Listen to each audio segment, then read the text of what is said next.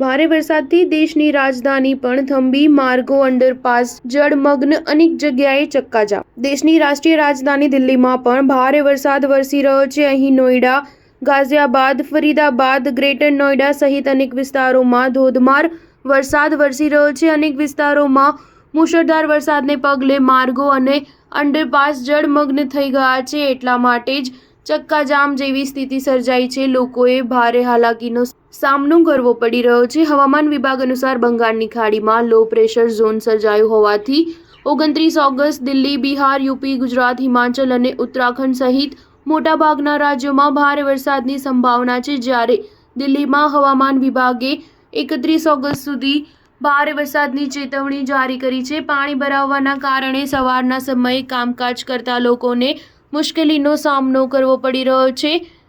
મહેરૌલીથી બદરપુર road અને Safdarjung enclave સુધીના રસ્તાઓ પર પાણી ભરાઈ ગયા છે। દિલ્હીમાં સવારે 5:30 વાગ્યા સુધી સફદરગંજ વિસ્તારમાં 7 સેન્ટીમીટર અને પાલમમાં 5 સેન્ટીમીટર વરસાદ નોંધાયો હતો। સ્ટાર ન્યૂઝ 7 હંમેશા સચ્ચાઈની સાથે।